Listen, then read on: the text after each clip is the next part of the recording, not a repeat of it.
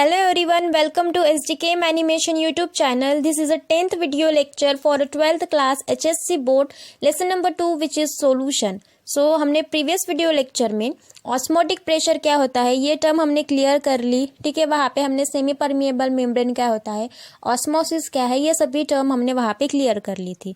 Then after that आज हमें पढ़ना है reverse osmosis. But before starting this topic firstly we will overlook some numerical based on osmotic pressure, ठीक है। कुछ न्यूमेरिकल सॉल्व करेंगे ऑस्मोटिक प्रेशर के dependent. But before starting the numerical हम कुछ न्यूमेरिकल का जो बेसिक नॉलेज होता है, जैसे कि कन्वर्शन होता है यूनिट का, वो हमें पता होना चाहिए, तो वो भी हम देख लेंगे। तो चलिए basic knowledge for numerical based on osmotic pressure ये टॉपिक हम यहाँ पे स्टार्ट करते हैं, ठीक है। देखो पहले हमने क्या लिखा है, यहाँ पे फार्मूला लिखा है जो हमने प्रीवियस वीडियो लेक्चर में पढ़ा था ना। ऑस्मोटिक प्रेशर के लिए एक फार्मूला डिराइव किया था, ठीक है। कौन सा था वो? Pi is equals to N2 RT divided by V, ठीक है। जो N2 है ये आपका क्या है, मोल्स है, ठीक है। N2 है मतलब कितना, किसके लिए रिप्रेजेंट करते हैं हम? 2 सोल्यूट के लिए। तो ये क्या है हमारा N2 number of moles of solute, ठीक है। Then R is a universal gas constant, T is temperature and V is volume, ठीक है। देन सेकंड फार्मूला देखिए, pi is equals to MRT, ठीक है। ये एक फार्मूला हमने वहां पे डिराइव किए थे। अब मैं आपको यहाँ पे एक्सप्लेन नहीं करूंगी कि ये फार्मूला कैसा है, आप प्रीवियस वीडियो लेक्चर जाके देख लेना, वहां पे आपको सभी डाउट से क्लियर हो जाएंगे, ठीक है। देन देखिए M2 मीन्स क्या है आपका, मोलर मास ऑफ सोल्यूट, ठीक है। उसके लिए क्या फार्मूला लिखा है हमने, W2 into R2 into T divided by pi V, ठीक है। यह हमने फार्मूला यहाँ पे डिराइव किया था।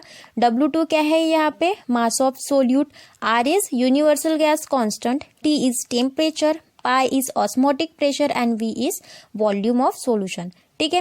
क्लियर है। देन आफ्टर दैट देखिए अब second point, universal gas constant, ठीक है। अब इसकी वैल्यू हमें पता होनी चाहिए। तो देखिए उसकी वैल्यू क्या है, 0.082 litre into ATM divided by kelvin into मोल, ठीक है।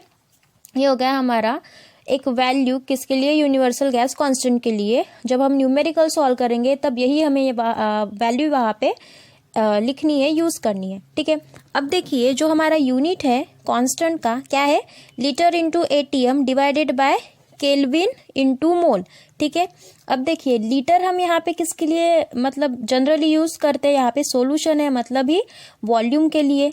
ATM मतलब क्या रिप्रेजेंट करता है, ATM मतलब जो प्रेशर होता है, ठीक है। प्रेशर को रिप्रेजेंट करने के लिए मीन्स उसका जो यूनिट होता है प्रेशर का वो क्या होता है, ATM होता है, ठीक है। जब आपने फर्स्ट लेसन पढ़ा होगा सॉलिड स्टेट, ठीक है, तो वहाँ पे ये आया था कि mmHg को ATM में कैसे कन्वर्ट करते हैं। मैं आपको यहाँ पे वो पढ़ाऊंगी। सो देखिए एक टर्म यहाँ पे हमेशा ध्यान में रखना, जो हमारा यूनिवर्सल गैस कांस्टेंट है यहाँ पे, ठीक है, उसका जो यूनिट है उसके जैसे कि लीटर है, ATM है, ठीक है। तो वहाँ पे भी हमें ये टर्म्स आने वाली है यहाँ पे कि pressure, then volume of solution, ठीक है। Volume of solution means litre का ही उसका यूनिट होता है, प्रेशर का भी यूनिट क्या होता है, ATM होता है। तो ये जो कन्वर्जन है, ठीक है, हमें वहाँ पे गिवन नहीं होगा कि आपका जो वॉल्यूम है वो लीटर में है, वो ऐसा नहीं देंगे। जो एक न्यूमेरिकल अब हम सॉल्व करने वाले हैं वहाँ पे आपको क्लियर होगा कि उन्होंने आपको जो वॉल्यूम का यूनिट दिया है वो मिली डेसीमीटर क्यूब इसमें दिया गया है, ना कि लीटर में। तो हमें उसको कन्वर्ट करना पड़ेगा लीटर में। तो वो कन्वर्शन कैसा है वो हम यहाँ पे पढ़ने वाले हैं, ठीक है। क्लियर है। सो देखिए कन्वर्शन स्टार्ट करते हैं यूनिट। सो देखिए conversion of unit, we know that, ठीक, हमें पता है, क्या पता है कि जो 1 ATM होता है वो 1 बार के बराबर होता है, और जो 1 बार होता है वो 760 mmHg के बराबर होता है, and 760 mmHg is equals to the 760 torr. ये जो फार्मूला है हमेशा अपने ब्रेन में फिट करके रखिए, ठीक है। इसी फार्मूला से हम कन्वर्शन करने वाला है, ठीक है। और एक बार रिपीट कर लेते हैं, 1 ATM is equals to 1 bar, ठीक है। 1 bar is equals to 760 mmHg and 760 mmHg is also equals to 760 torr, okay. Clear है। सो देखिए, अब मैंने ये यूनिट क्यों बताया आपको, ये यूनिट किसके है, यहाँ पे प्रेशर के यूनिट है, ठीक है। जो एटीएम है, बार है, mmHg एंड टॉर, ये सभी प्रेशर के यूनिट है। अब देखिए, मैं क्वेश्चन देती हूँ आपको कि first question, convert 30 mmHg into ATM, ठीक है। जो आपका प्रेशर है, ठीक है, 30 mmHg, उसको आपको कन्वर्ट करना है एटीएम में। अब ये कन्वर्जन कैसे करेंगे, सो देखिए यहाँ पे जो 30 mmHg, ठीक है, उसको वैसे ही लिख दो और उसके मल्टीप्लिकेशन में जो हमें रिक्वायर्ड यूनिट है, ठीक है। अब रिक्वायर्ड यूनिट कौन सा है, यहाँ पे एटीएम है, ठीक है। और 1 एटीएम मतलब भी हमने क्या कहा था, 760 mmHg कहा था, ठीक है। सो देखिए 1 एटीएम हमने लिखा 30 mmHg के मल्टीप्लिकेशन में, ठीक है। एंड क्या करना है, इसके डिवीजन में जो हमें नहीं चाहिए यूनिट, मतलब यहाँ पे अभी यूनिट कौन सा नहीं चाहिए, mmHg नहीं चाहिए, इसको निगलेक्ट करना है हमको, इसको कैंसिल आउट करना है। तो क्या करना, mmHg को डिवीजन में लिख लेना। एंड हमको पता ही है कि 1 एटीएम मतलब 760 mmHg होता है, ठीक है। तो जो mmHg हमारा यूनिट है उसके सामने 760 लिख दो, ठीक है। अब देखिए यहाँ पे जो ऊपर में मीन्स न्यूमरेटर एंड डिनोमिनेटर में mmHg गिवन है, तो ये कैंसिल हो जाएंगे, ठीक है। आफ्टर कैंसिलेशन क्या बचता है वहाँ पे, 30 इंटू 1 एटीएम मतलब भी 30 एटीएम डिवाइडेड बाय 760। क्लियर है, समझिए ये term, okay. So after division 30 divided by 760 हमको क्या मिलेगा यहाँ पे, 0.0394 एटीएम, ठीक है। क्या मिल रहा है यहाँ पे, 0.0394 एटीएम, ठीक है। मतलब देखिए हमने 30 mmHg को किस में कन्वर्ट कर लिया है, एटीएम में कन्वर्ट कर लिया है। तो क्लियर है, कन्वर्जन कैसे करना है हमें, जैसे देखिए हमने एटीएम का जैसे किया है ना यहाँ पे, वैसे ही जो बार है, ठीक है, बार के लिए भी वैसे ही करना पड़ता, ओके। देन देखिए अब वॉल्यूम के लिए कन्वर्शन, ठीक है। अब दूसरा क्वेश्चन है यहाँ पे, कन्वर्ट मिली डेसीमीटर क्यूब इनटू लीटर, ठीक है। अब हमें जो मिली डेसीमीटर क्यूब है इसको किस में कन्वर्ट करना है, लीटर में कन्वर्ट करना है। सो देखिए जो मिली होता है हम इसको हमेशा ऐसे ही लिखते हैं कि 10 टू द पावर -3, ठीक है, m की जगह 10 टू द पावर -3, ठीक है, ये उसका वैल्यू है। और डेसीमीटर क्यूब आ गया वहां पे, ठीक है। तो डेसीमीटर क्यूब हमें ये पता होना चाहिए कि 1 decimetre cube is equals to 1 litre इतना होता है, मतलब ही 1 मिली डीएम क्यूब को अगर हमें 1 लीटर में कन्वर्ट करना है तो हम इसको कैसे करेंगे। तो देखिए मैंने थोड़ी देर पहले ही आपको कहा था कि जो 1 लीटर होता है वो किसके बराबर होता है, 1 डीएम क्यूब के बराबर होता है, ठीक है। तो देखिए अब मिली यहाँ पे थोड़ा सा कॉम्प्लिकेशन क्रिएट कर रहा है, तो मिली की वैल्यू क्या होती है, 10 टू द पावर -3, ठीक है, ये मिली की वैल्यू। एंड डीएम क्यूब मतलब भी लीटर होता है, तो हमने 1 मिली डीएम क्यूब को अगर लीटर में कन्वर्ट किया तो हमारा आंसर क्या आएगा, 10 टू द पावर -3 लीटर्स, ठीक है। क्यों लीटर्स, बिकॉज हमने डीएम क्यूब की वैल्यू के मतलब जो वैल्यू है या फिर यूनिट है, उस यूनिट को रिप्लेस करके हमने क्या लिखा यहाँ पे, लीटर लिखा, क्योंकि लीटर के बराबर ही डेसीमीटर क्यूब ये होता है, ठीक है। समझे ये कन्वर्शन। अब देखिए हम न्यूमेरिकल पे जाएंगे, ठीक है।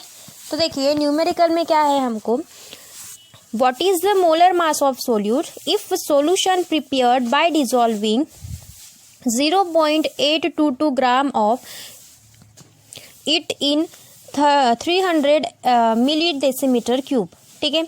देखो उन्होंने पहले तो ये लाइंस का मीनिंग समझ लेते हैं। क्या है यहाँ पे लिखा कि मोलर मास जो होता है सोल्यूट का वो हमें पहले तो कैलकुलेट करना है, ठीक है।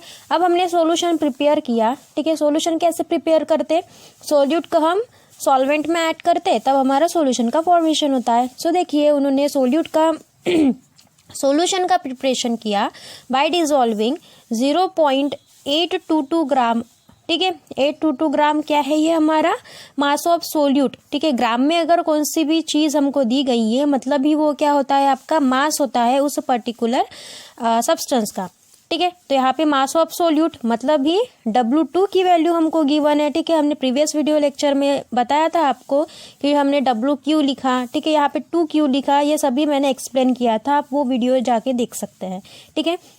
देखिए मास ऑफ सोल्यूट कितना गिवन है, 0.822 ग्राम। देन आफ्टर दैट उन्होंने कहा में means of it in 300 MDM cube, ठीक है। मतलब भी हमको वॉल्यूम ऑफ वाटर, ठीक है, जो आपका सॉल्वेंट है, कौन, वाटर है यहाँ पे सॉल्वेंट, ठीक है। तो उस वाटर में हमने किसको ऐड किया है, सोल्यूट को ऐड किया है, एंड उस वाटर का हमें यहाँ पे क्या गिवन है, वॉल्यूम गिवन है, ठीक है। मतलब कितने अमाउंट में हमारा वाटर वहाँ पे प्रेजेंट है, ठीक है। तो वॉल्यूम को हम किससे रिप्रेजेंट करेंगे, कैपिटल V से रिप्रेजेंट करते हैं, ठीक है। और उसकी वैल्यू कितनी है, अब 300 मिलीडियम क्यूब, ठीक है। देखिए मैंने आपको थोड़ी देर पहले ही बताया था कि जो मिलीडियम क्यूब, ठीक है, ये वगैरह ऐसे यूनिट्स आएंगे तो आपको इन यूनिट्स को किस में कन्वर्ट करना पड़ेगा, लीटर में, ठीक है। वॉल्यूम का जो यूनिट है उसको लीटर में, एंड प्रेशर का है उसको ATM में कन्वर्ट करना पड़ेगा, ठीक है। तो देखिए हम आप ये कन्वर्शन भी यहाँ पे करेंगे। अब थोड़ा आगे जाएंगे। Of water has an osmotic pressure of 149 mmHg at 298 kelvin, ठीक है। वहाँ पे ऑस्मोटिक प्रेशर गिवन है हमको, किसका ऑस्मोटिक प्रेशर गिवन है, वाटर का कितना गिवन है वहाँ पे 149 mmHg, ठीक है। मतलब देखिए यहाँ पे भी प्रेशर जो है हमारा उसका यूनिट क्या गिवन है, mmHg, तो हमको mmHg को ATM में कन्वर्ट करना पड़ेगा, ठीक है। हमने ये कन्वर्शन तो किया है थोड़ी देर पहले, वही सेम यहाँ पे भी अप्लाई करना है, ठीक है। और एट टेम्परेचर उन्होंने गिवन दिया है 298 केल्विन, ठीक है। सो देखिए हमें फाइंड आउट क्या करना है, मोलर मास ऑफ सोल्यूट। तो हमने एक फार्मूला डिराइव किया था जब हम ऑस्मोटिक प्रेशर पढ़ रहे थे, ठीक है। तब हमने कौन सा फार्मूला वहां से डिराइव किया था, M2 = W × RT divided by πV, ठीक है। तो यही फार्मूला यहाँ पे एप्लीकेबल है। अब देखिए गिवन में क्या क्या हमने देखा, मास ऑफ सोल्यूट दिखा, ठीक है। W2 की वैल्यू कितनी है, 0.822 ग्राम।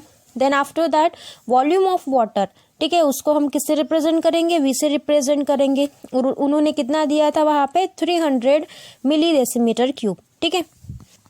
तो जो डेसीमीटर क्यूब है उसको हमें किस में कन्वर्ट करना पड़ेगा, लीटर में। तो हमने पहले ही कन्वर्शन किया है, जो मिली डेसीमीटर क्यूब है उसको अगर लीटर में कन्वर्ट करना है तो उसकी वैल्यू कौन सी आती है, थोड़ा सा देखेंगे, इसको भी यहाँ पे एक्सप्लेन करेंगे। देखिए 300, अब m की वैल्यू कितनी है, 10⁻³ तो यहाँ पे हमने रख दी 10⁻³ dm क्यूब। और हमको ये तो पता है कि dm क्यूब मतलब ही क्या है, हमारा लीटर होता है, ठीक है।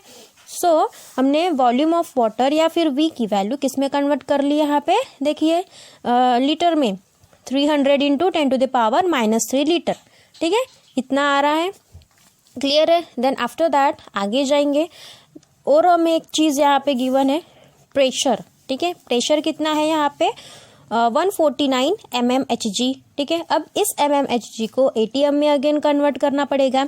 सो देखिए यहाँ पे 149 mmHg, उसके मल्टीप्लिकेशन में जो रिक्वायर्ड यूनिट है, हमको कौन सा रिक्वायर्ड यूनिट है, ATM, ठीक है। हमको ATM में ही कन्वर्ट करना है उसको, तो मैंने यहाँ पे लिखा 1 ATM, ठीक है, उसके मल्टीप्लिकेशन में।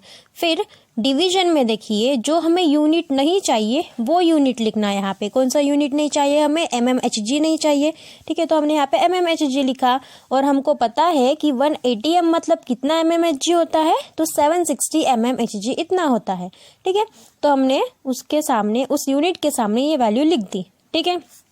अब देखिए आफ्टर कैलकुलेशन जो mmHg होता है न्यूमरेटर एंड डिनोमिनेटर में, वो कैंसिल हो जाएंगे, ठीक है। और बचेगा क्या वहाँ पे 149 × ATM डिवाइडेड बाय 760, इतनी ही टर्म बचेंगी, ठीक है। तो देखिए 149 डिवाइडेड बाय 760, इस टर्म को अगर हमने सॉल्व किए तो हमारा ATM में आंसर यहाँ पे मिल रहा है, कितना मिल रहा है वो 0.196 ATM, ठीक है। तो ये हो गया आपका प्रेशर का कन्वर्जन भी, ठीक है, समझा। अब देखिए यहाँ पे वन मोर थिंग हमको पता होने चाहिए, जो यूनिवर्सल गैस कांस्टेंट है, मतलब ही आपका R, ठीक है। हमने क्या कहा था, उसकी वैल्यू इस इक्वेशन में क्या कंसिडर करनी है 0.082, ठीक है। और उसका यूनिट क्या है, litre into ATM divided by kelvin into मोल। अब देखिए हमने जो हमारा प्रेशर है, वॉल्यूम है, इनका कन्वर्शन लीटर में क्यों किया, ATM में क्यों किया, ये तो क्वेश्चन आपको अराइज हो गया ही होगा यहाँ पे। तो देखिए जो हमारा यूनिवर्सल गैस इंडिकेटर है, ठीक है, उसके यूनिट्स क्या है, यहाँ पे लीटर में है, ठीक है, एटीएम में है। तो जो हम जब भी हम न्यूमेरिकल को सॉल्व करते हैं तब भी हमारे जो यूनिट्स होते हैं, ठीक है, वो कैसे ऐसा यूनिट्स में होना चाहिए। तो हमने वही किया यहाँ पे, जो प्रेशर में mmHg था तो उसको एटीएम में कर दिया, एंड जो वॉल्यूम किस में था, मिली डेसीमीटर क्यूब में था, तो उसको हमने लीटर में कन्वर्ट कर दिया। क्लियर है इतना? हाँ, एंड वन मोर थिंग, ये सभी आपको यूनिट्स ध्यान में रखना है कि जो आर है उसका unit litre into ATM divided by kelvin into मोल, ठीक है। अब देखिए वन मोर चीज हमको गिवन है यहाँ पे, वो आपका टेम्परेचर है, ठीक है। टेम्परेचर कितना है, 298 केल्विन, ठीक है। क्लियर है? Okay, so then after that अब टू फाइंड में क्या लिखेंगे, वही लिखेंगे मोलर मास ऑफ सोल्यूट, ठीक है, वही फाइंड करना है हमको, मतलब भी M2 की वैल्यू हमें यहाँ पे फाइंड आउट करनी है, ठीक है। अब देखिए सॉल्यूशन फार्मूला कौन सा एप्लीकेबल है यहाँ पे, M2 is equals to W2 into R2 divided by pi B, ठीक है। अब देखिए अगर हमने यहाँ पे वैल्यूज रखी, M2 की वैल्यू यहाँ पे फाइंड आउट करनी है। सो देखिए W2 की वैल्यू हमको क्या गिवन है, 0.822, ठीक है। R की वैल्यू अभी हमने पढ़ा कितना है, 0.082, एंड जो टेम्परेचर हमको मीन्स T, उसकी वैल्यू क्या है, 298, ठीक है। एंड जो पाई की वैल्यू है मीन्स आपका ऑस्मोटिक प्रेशर, वो कितना होगा, 0.196, एंड जो V मीन्स आपका वॉल्यूम है वो कितना है, 0.3, ठीक है। अब देखिए 0.3 क्यों, जो हमारा 10⁻³ है, ठीक है, अगर हमने यहाँ पे एडजस्टमेंट किया, ठीक है, तो यहाँ पे हमारी वैल्यू कितनी आएंगी, 0.3 लीटर्स, ठीक है, इतनी आती है। अब देखिए आफ्टर कैलकुलेशन M2 की वैल्यू हमें यहाँ पे क्या मिलेगी, 342 ग्राम पर मोल, ठीक है। ये हो गया आपका molar mass of solute by osmotic pressure, ठीक है, समझा। तो ये हो गया numerical based on osmotic pressure. अब हम सामने जाएंगे, नेक्स्ट टर्म है हमारी रिवर्स ऑस्मोसिस क्या होता है, ठीक है। सो देखिए जब हम ऑस्मोसिस पढ़ रहे थे तब हमने क्या पढ़ा कि जो हमारा सॉल्वेंट होता है, ठीक है, वो किसकी तरफ जा रहा है, सॉल्यूशन की तरफ जा रहा है। मतलब ही हमने सॉल्वेंट को क्या नाम दिया था, लोअर कॉन्सेंट्रेटेड सॉल्यूशन, एंड जो हमारा सॉल्यूशन था उसको क्या नाम दिया था, हायर कॉन्सेंट्रेटेड सॉल्यूशन, ठीक है। क्यों दिया था आपको ये भी बताया था, ठीक है।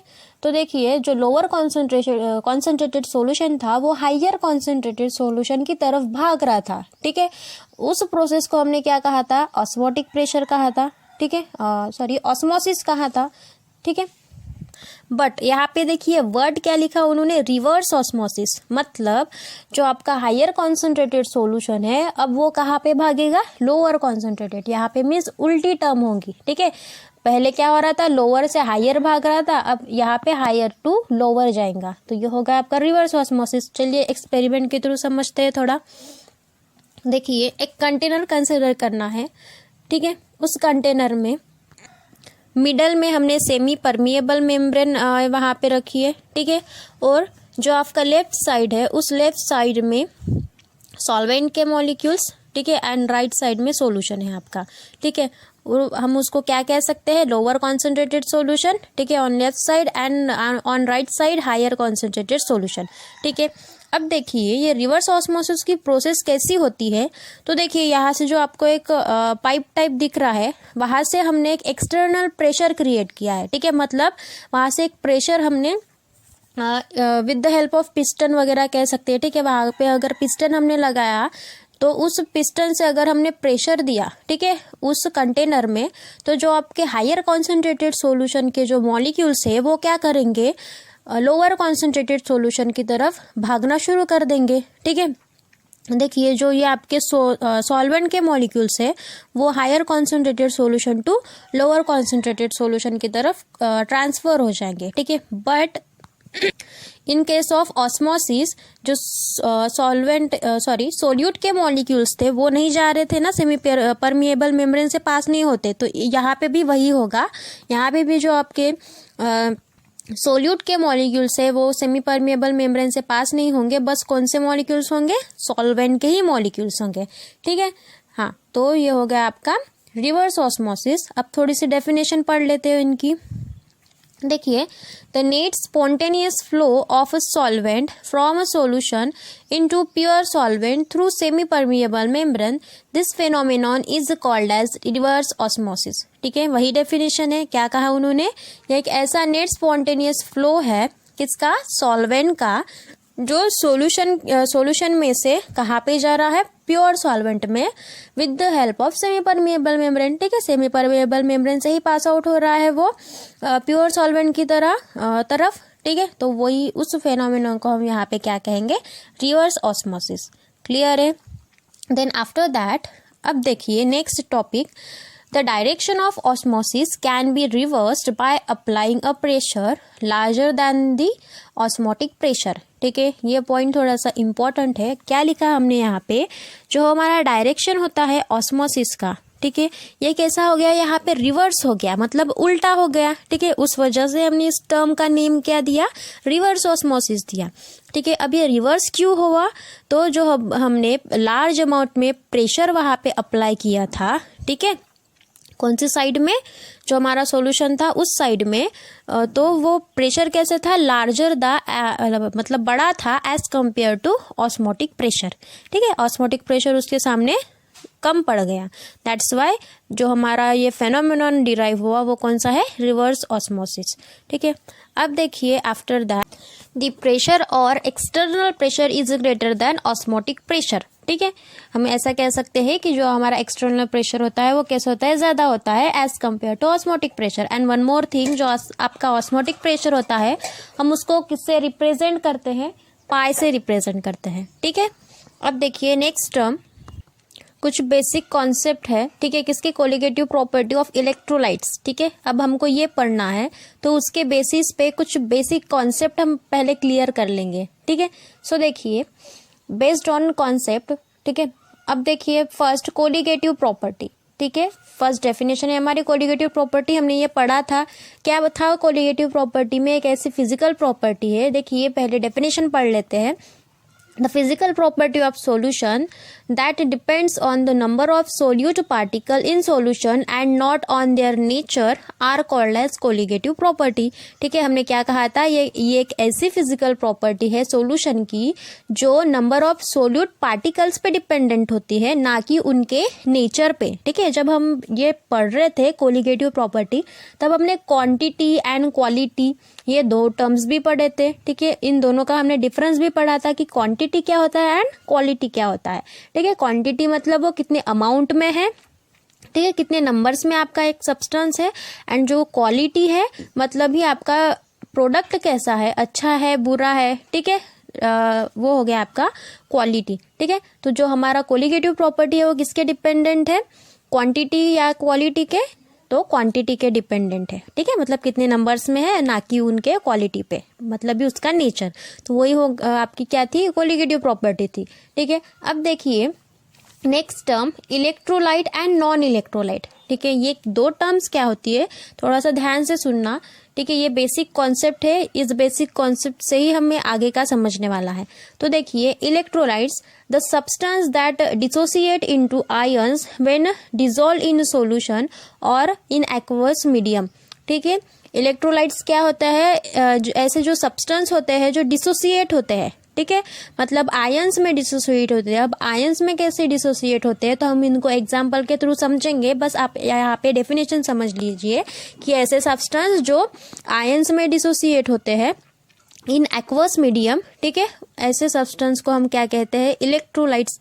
ठीक है, एंड नॉन इलेक्ट्रोलिटिक सब्सटेंस क्या होते हैं, जो सब्सटेंस डिसोसिएट नहीं होते हैं। ठीक है, अगर कंसिडर कीजिए आपने एक सुक्रोज का मॉलिक्यूल वाटर में ऐड किया, एक्वस में मतलब ही क्या होता है, वाटर।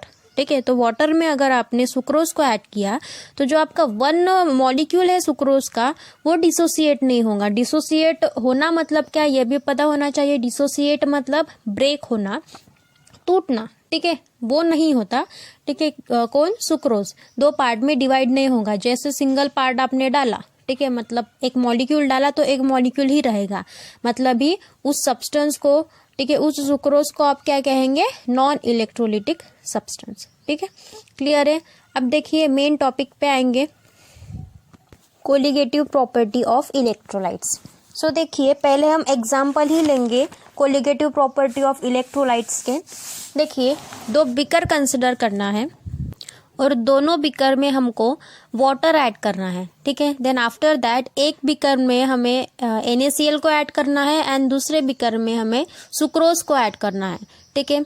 अब देखिए जब हमने NaCl को ऐड किया वाटर में, मतलब ये आपका जो नमक होता है वाटर में वो घुल जाता है, ठीक है।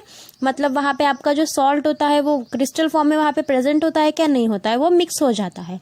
मतलब ही वो हमने जो हमारा सॉल्ट था या फिर NaCl था, ठीक है, वो किस में ब्रेक डाउन हो गया, आयंस में ब्रेक डाउन हो गया, मतलब ही डिसोसिएट हो गया, ठीक है। डिसोसिएट होना मतलब ब्रेक होना, ठीक है। और वो ब्रेक हो गया जैसे ही वो वाटर में चला गया, तो ऐसे हम सॉल्यूशन को या फिर सब्सटेंस को हम क्या कहते हैं, इलेक्ट्रोलिटिक सॉल्यूशन, ठीक है। वैसे ही अब देखिए सुक्रोज में आइए, सुक्रोज को हमने वाटर में ऐड किया, ठीक है। जो आपके सुक्रोज के मॉलिक्यूल्स है वो डिसोसिएट नहीं होंगे, ठीक है। अब ये डिसोसिएट क्यों नहीं होंगे, बिकॉज ऑफ जो आपके सुक्रोज होता है वो कैसे बनता है, कोवैलेंट बॉन्ड से बनता है, ठीक है। वही आपके जो सॉल्ट होते हैं वो आयोनिक बॉन्ड से बनता है, ठीक है। अगर आयोनिक बॉन्ड रहा तो वो वाटर में डिसोसिएट होता है एंड कोवैलेंट बॉन्ड वाटर में डिसोसिएट नहीं होता है, ठीक है। ये टर्म्स थोड़ा सा एक्स्ट्रा है बट ध्यान में रखना, ठीक है। तो दैट्स वाई यहाँ पे जो वाटर में हमारा सुक्रोज है वो डिसोसिएट नहीं होगा। तो उस सुक्रोज को हमने क्या कहा, नॉन इलेक्ट्रोलिटिक। जो डिसोसिएट नहीं होता, ब्रेक नहीं होता, वो आपका इलेक्ट्रोलिटिक, और जो डिसोसिएट होता वो डिसोसिएट नहीं होता वो आपका नॉन इलेक्ट्रोलिटिक, एंड जो डिसोसिएट होता है वो इलेक्ट्रोलिटिक होता है, ठीक है। क्लियर है। अब देखिए नेक्स्ट कुछ हमने यहाँ पे टॉपिक्स लिखे हैं, जैसे कि the colligative property of electrolyte solution are greater than those non electrolytic solution, ठीक है। हमने क्या कहा, जो कोलिगेटिव प्रॉपर्टी होती है, ठीक है। और कोलिगेटिव प्रॉपर्टी की डेफिनेशन हमने अभी पढ़े, क्या कहा उन्होंने कि हमें बस उनके कितने अमाउंट्स में वो प्रेजेंट है उससे मतलब है, उसकी क्वांटिटी उसकी क्वालिटी कैसी है हमें उससे कोई मतलब नहीं है, ठीक है। तो जो हमारी colligative property of electrolyte solution होती है वो ज्यादा होती है। क्यों ज्यादा होती है, जैसे हमने NaCl को वाटर में ऐड किया था वो ब्रेक डाउन हो गया, मतलब हमने अगर 2 पार्टिकल्स डाले, ठीक है, 2 मॉलिक्यूल्स डाले उसके, तो 2 मॉलिक्यूल के वो 4 मॉलिक्यूल में कन्वर्ट हो गए, मतलब उसकी वहां पे क्या बढ़ रही है, क्वांटिटी बढ़ रही है, ठीक है। तो दैट्स वाई हमारी जो colligative property of electrolyte solution है वो ज्यादा रहेंगी as compare to non electrolytic solution, because of non electrolytic solution dissociate ही नहीं होता, ठीक है। देखिए हमने रीजन भी लिखा है, because of electrolyte dissociate into 2 और more ions when dissolve in water, whereas non electrolyte do not dissociate, ठीक है। सिंपल है। अब देखिए हम ऐसे लिख सकते हैं फिर, colligative property of electrolyte is greater than colligative property of non electrolyte, ठीक है। क्लियर है।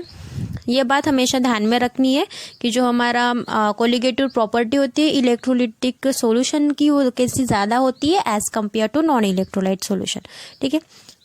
अब देखिए नेक्स्ट आपका एक फैक्टर है जो है वैन टॉफ फैक्टर, ठीक है। उसको थोड़ा सा ध्यान से समझिए, वैन टॉफ फैक्टर होता क्या है, ठीक है। पहले तो ये बात हमेशा ध्यान में रखना कि जो वैन टॉफ फैक्टर्स होता है वो आई से रिप्रेजेंट करते हैं, ठीक है। हमने यहाँ पे लिखा है van't Hoff suggest factor i, ठीक है। अब देखिए उसकी डेफिनेशन क्या है, it is defined as the ratio of colligative property of solution of electrolyte divided by the colligative property of non electrolyte solution of the same concentration, ठीक है। क्या कहा उन्होंने, ये एक रेशियो है, किसका रेशियो है, colligative property of solution of electrolyte का एंड नॉन इलेक्ट्रोलाइट का, ठीक है। मतलब सिंपल है, ठीक है। अभी हमें पढ़ा कोलिगेटिव प्रॉपर्टी ऑफ इलेक्ट्रोलाइट क्या होता है एंड नॉन इलेक्ट्रोलाइट सॉल्यूशन क्या होता है, ठीक है। तो यही हो गया आपका डेफिनेशन फॉर वैन टॉफ फैक्टर। और एक चीज यहाँ पे देखिए सेम कॉन्सेंट्रेशन लिखा है उन्होंने, मतलब अगर आप कंसिडर कीजिए जो आपका इलेक्ट्रोलाइट सॉल्यूशन है वहां पे अगर आपने 3 मॉलिक्यूल्स ऐड किए या फिर 3 मोल्स ऐड किए शुगर, नॉट शुगर, सॉल्ट के, तो आपका जो नॉन इलेक्ट्रोलाइट सॉल्यूशन है वहां पे भी आपको 3 मॉलिक्यूल्स या फिर मोल्स ऐड करने पड़ेंगे, किसके, सुक्रोज के, ठीक है। मतलब आपका जो कॉन्सेंट्रेशन है वो कैसा चाहिए, यहाँ पे सेम चाहिए। सो देखिए आफ्टर दैट जब हमने देखिए कोलिगेटिव प्रॉपर्टी पढ़ रहे थे तब हमने कोलिगेटिव प्रॉपर्टी को 4 टाइप्स में डिवाइड किया था, ठीक है। पहला कौन सा था, vapour pressure lowering, second is boiling point elevation, third depression in freezing point and last one is osmotic pressure, ठीक है। ये हमने सभी ने पढ़ा था, ठीक है। तो जो आपका वेपर प्रेशर लोअरिंग था हमने उसको किससे रिप्रेजेंट किया था, डेल्टा पी से। वैसे ये बॉइलिंग पॉइंट एलिवेशन उसको किससे रिप्रेजेंट किया था, डेल्टा टीबी से। फ्रीजिंग पॉइंट डिप्रेशन उसको हमने डेल्टा टीएफ से रिप्रेजेंट किया था। एंड जो आपका ऑस्मोटिक प्रेशर है उसको हमने पाई से रिप्रेजेंट किया था।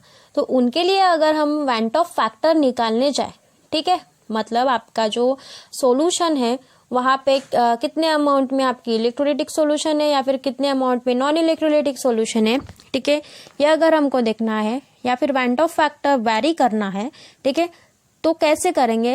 यहाँ पे देखिए जो आपका colligative property of electrolytic solution कहा उन्होंने, तो उनके लिए जो आपकी इनिशियल वैल्यू है जैसे कि डेल्टा टीएफ, डेल्टा टीबी यही लिखना है, बट नॉन इलेक्ट्रोलाइटिक सॉल्यूशन के लिए बस आपको नॉट लगा देना है, ठीक है। ये बात थोड़ा सा यहाँ पे ध्यान में देना। अब देखिए क्या हो जाएगा फिर यहाँ पे आप equation I is equals to delta T F divided by delta T F naught, ठीक है, ऐसा हो जाएगा। नॉट क्यों लगा है, बिकॉज ये नॉन इलेक्ट्रोलिटिक सॉल्यूशन के लिए है, ठीक है। वैसे ही अगर बॉइलिंग पॉइंट एलिवेशन के लिए लिखना है तो क्या लिखेंगे, delta T B divided by delta T B naught, ठीक है। अगर वेपर प्रेशर लोअरिंग के लिए लिखना है तो delta P divided by delta P not, and osmotic pressure के लिए लिखना है तो पाई डिवाइडेड बाय पाई नॉट, ठीक है, क्लियर है। देन आफ्टर दैट जो वेंट ऑफ फैक्टर है उसकी वन मोर डेफिनेशन है, ठीक है। देखिए क्या है, I is equals to actual mole of particle in solution after dissociation divided by mole of particle in solution before dissociation, ठीक है। क्या कहा उन्होंने, जो आपके मोल्स होते हैं पार्टिकल के सॉल्यूशन में आफ्टर डिसोसिएशन, मतलब डिसोसिएशन होने के बाद, ब्रेकडाउन होने के बाद, डिवाइडेड बाय ब्रेकडाउन होने से पहले, ठीक है। ये हो गया आपका वन मोर डेफिनेशन, ये हो गया आपका equation 2 for van't Hoff factor. And third equation देखिए, थर्ड डेफिनेशन क्या है, I is equals to molar mass of substance divided by observed molar mass of substance, ठीक है। क्या कहा उन्होंने, मोलर मास का रेशियो, ठीक है, बट जो आपका मोलर मास है जो न्यूमरेटर में है वो थेरोटिकल, ठीक है, यहाँ पे ऐसे लिखना, theoretical molar mass of substance divided by observed molar mass of substance, ठीक है। तो हम इसको ऐसे भी लिख सकते हैं, मोलर मास को हम m से रिप्रेजेंट करते हैं, तो हम यहाँ पे लिखेंगे I is equals to m in bracket theoretical divided by m in bracket observed, ठीक है, क्लियर है।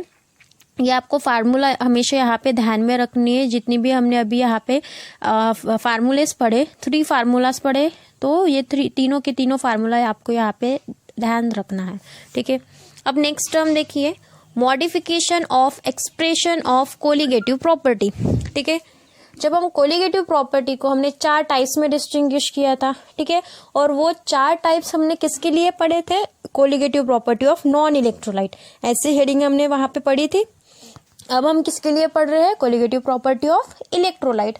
तो ये कोलिगेटिव प्रॉपर्टी ऑफ इलेक्ट्रोलाइट, इनके भी फार्मूला पता होना चाहिए, ठीक है। तो देखिए यहाँ पे मॉडिफिकेशन क्या है उनके एक्सप्रेशंस में, तो देखिए पहला कोलिगेटिव प्रॉपर्टी है आपका वेपर प्रेशर लोअरिंग, ठीक है, एक बॉक्स में हमने कोलिगेटिव प्रॉपर्टी लिखा है, सेकंड में नॉन इलेक्ट्रोलाइट एंड थर्ड में आपका इलेक्ट्रोलाइट है, ठीक है। अब फर्स्ट है वेपर प्रेशर लोअरिंग। सो देखिए हमने एक फार्मूला पढ़ा था वेपर प्रेशर लोअरिंग के लिए, कौन सा था वो, delta P is equals to P1 naught into x2, ये फार्मूला पढ़ा था, ठीक है। अगर हमने x2 की वैल्यू वहां पे रख दी तो हमें क्या मिल रहा था, delta p is equals to P1 naught into W2 into M1 divided by M2 into W2, ठीक है। ये हमारा इक्वेशन था, ये इक्वेशन हमने पढ़ा था, ठीक है। तो ये हो गया आपका delta p। Then after that हमने और एक इक्वेशन पढ़ा था बॉइलिंग पॉइंट इक्वेशन के लिए, बट बिफोर इट जब हमने नॉन इलेक्ट्रोलाइट के लिए पढ़ा, अब यहाँ पे इलेक्ट्रोलिटिक के लिए क्या होगा वो देखना है, ठीक है। तो बस कुछ नहीं करना है, जो आपके फार्मूला है उनके सामने I लगा दो, तो ये हो गया आपका इलेक्ट्रोलाइट के लिए, ठीक है।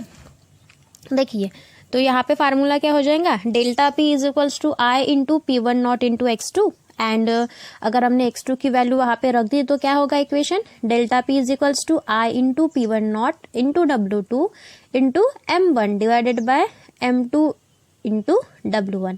ठीक है, सेम है, सिंपल है, बस वहाँ पे नॉन इलेक्ट्रोलाइट में आई नहीं है तो यहाँ पे बस उसके सामने मल्टीप्लिकेशन में आई लगा दो तो हो गया आपका इलेक्ट्रोलाइट का फार्मूला।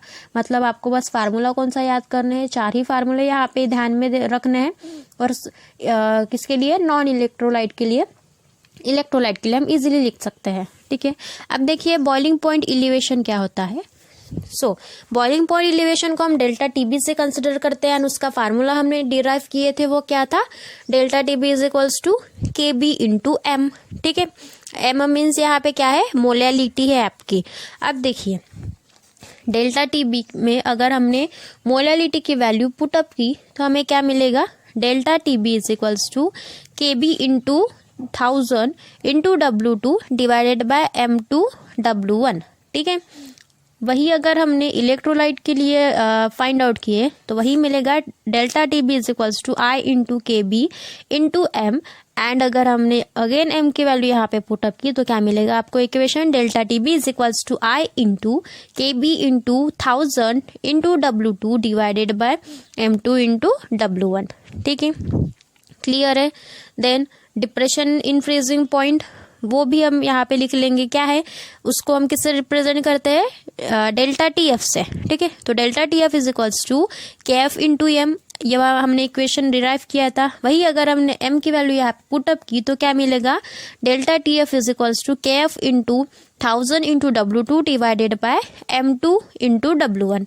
ठीक है, एंड जो इलेक्ट्रोलाइट है उसके लिए अगर इक्वेशन डिराइव करना है तो क्या होगा, बस सामने उनके आई लगा दो, ये हो गया आपका इलेक्ट्रोलाइट के लिए। ठीक है, वही फार्मूला है, बस आई लगा दो। देन ऑस्मोटिक प्रेशर हमने पढ़ा, क्या है ऑस्मोटिक प्रेशर में, pi is equals to M into R into T. वही अगर हमने m की वैल्यू वहां पे पुटअप की तो हमारा इक्वेशन कैसे हो जाता, फिर pi is equals to W2 into R2 into T divided by M2 into V। ठीक है, ये हमारा इक्वेशन हो रहा था। एंड फॉर इलेक्ट्रोलाइट सामने बस आई लगा दो, मतलब ही pi is equals to I into M into R into T. And again हमने m की वैल्यू यहाँ पे पुटअप कर ली तो हमें क्या मिलेगा, pi is equals to I into W2RT divided by M2V।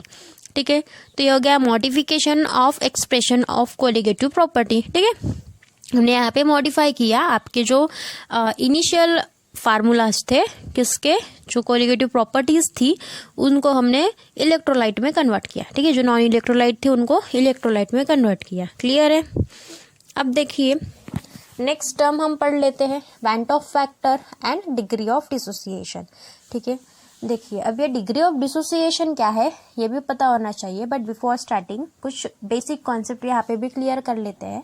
देखिए जो आपका इलेक्ट्रोलाइटिक सॉल्यूशन है, ठीक है, जो इलेक्ट्रोलाइट सॉल्यूशन है आपका, वो 2 टाइप्स में डिवाइड होता है। पहला टाइप है स्ट्रॉन्ग इलेक्ट्रोलाइट एंड दूसरा है वीक इलेक्ट्रोलाइट। ठीक है, हमने इलेक्ट्रोलाइट में क्या देखा था कि ये ऐसे सब्सटेंस है जो जल्दी डिसोसिएट हो जाते हैं, पूरे के पूरे डिसोसिएट हो जाते हैं। ठीक है, एंड वही नॉन इलेक्ट्रोलाइट में ऐसे मॉलिक्यूल्स जो डिसोसिएट नहीं होते, तो डिसोसिएट नहीं होते तो उनके टाइप्स भी नहीं गिरेंगे। बट यहाँ पे इलेक्ट्रोलाइट है, उनके 2 टाइप्स मिलेंगे, एक स्ट्रॉन्ग इलेक्ट्रोलाइट एंड दूसरा वीक इलेक्ट्रोलाइट। अब स्ट्रॉन्ग इलेक्ट्रोलाइट मतलब क्या, तो देखिए the strong electrolytes are dissociate completely और आयोनाइज्ड कंप्लीटली। ठीक है, स्ट्रॉन्ग इलेक्ट्रोलाइट क्या होता है, ये कंप्लीटली डिसोसिएट होता है।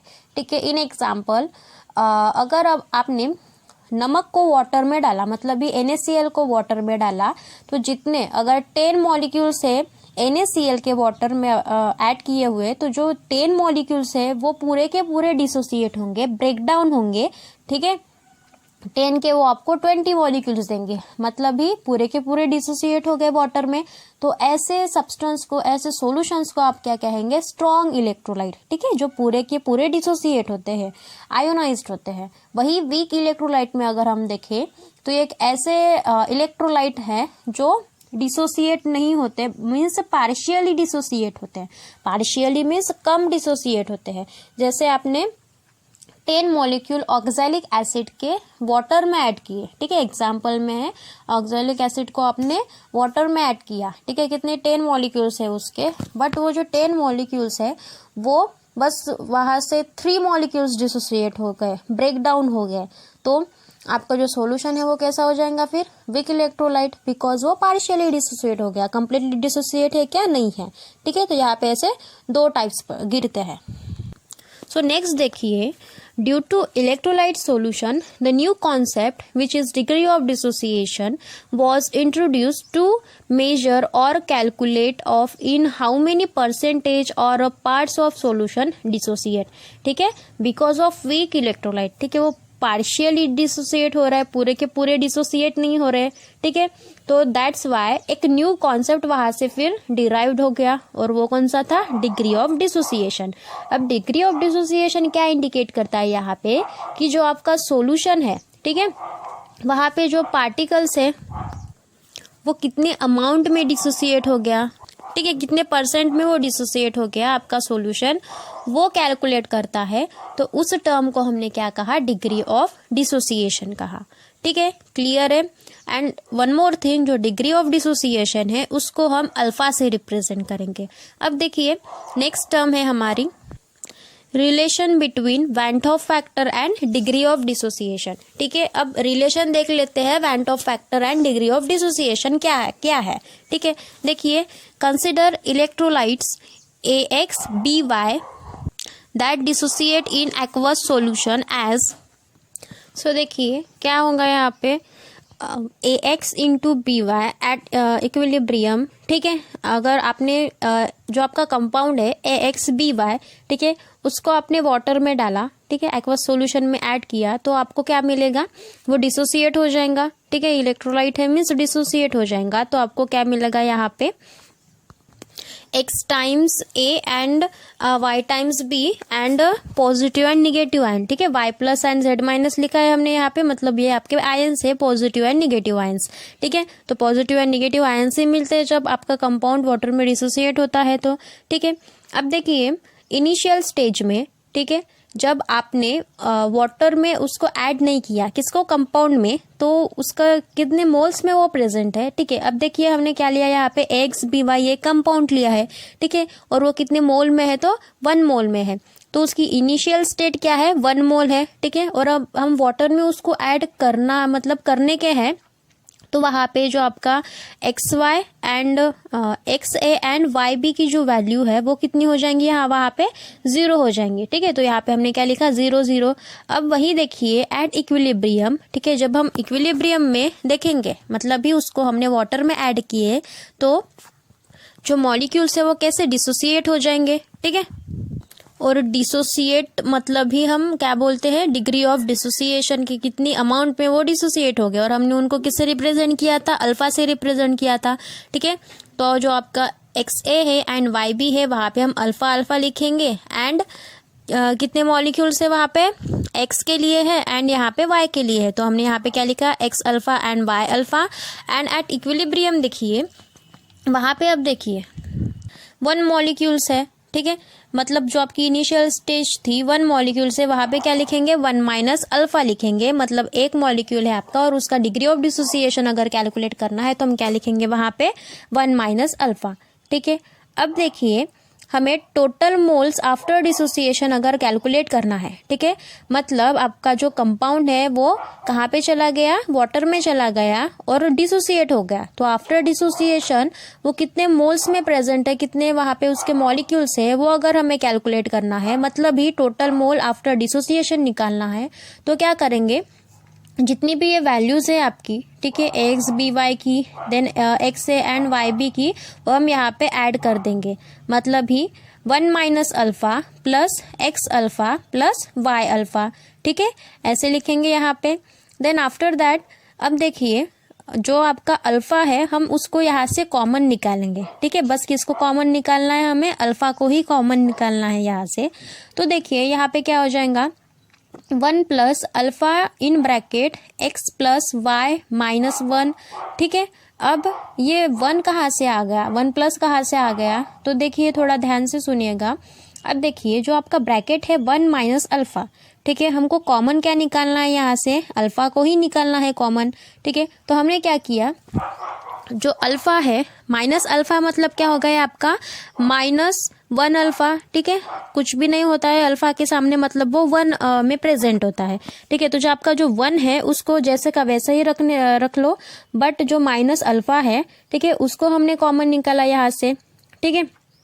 क्यों? Because 1 minus alpha. सो देखिए यहाँ से हमने अल्फा को कॉमन निकाला तो क्या हो जाएगा, -1, ठीक है, -1 plus x plus y into alpha, ठीक है। तो वही टर्म है यहाँ पे भी। अब नेक्स्ट टर्म देखिए 1 plus alpha in bracket n-1। अब ऐसा क्यों लिखा, तो जो आपका x प्लस y ये टर्म है, हम उसको क्या लिख सकते हैं, n लिख सकते हैं, ठीक है। तो मैंने यहाँ पे लिखा 1 plus alpha in bracket n-1। Clear है। अब हमने थोड़ी देर पहले फार्मूला लिखा था वेंट ऑफ फैक्टर के लिए, कौन सा था वो, actual mole of particle in solution after dissociation divided bye moles of particle in solution before dissociation, ठीक है। आफ्टर डिसोसिएशन बिफोर डिसोसिएशन क्या हमको वैल्यूज मिली, वो हम वैल्यू अब उसमें पुट अप करेंगे। तो आफ्टर डिसोसिएशन हमें क्या मिला था, यहाँ पे देखिए 1 plus alpha in bracket n-1 ये टर्म मिली थी, एंड बिफोर डिसोसिएशन क्या था, वो एक पार्टिकल एक मोल में प्रेजेंट था, मतलब भी हम यहाँ पे क्या लिखेंगे, 1 लिखेंगे, ठीक है। आफ्टर दिस अब देखिए जो आपका अल्फा है, ठीक है, वही निकालना है, वही वैल्यू हमें चाहिए अल्फा की, ठीक है। डिग्री ऑफ डिसोसिएशन कैलकुलेट करना है तो कैसे करेंगे, तो देखिए आफ्टर रीअरेंजमेंट हमको यहाँ पे क्या मिलेगा, i-1 डिवाइडेड बाय n-1, ठीक है। तो ये फार्मूला हो गया किसके लिए, डिग्री ऑफ डिसोसिएशन के लिए। क्लियर है। Hello everyone, welcome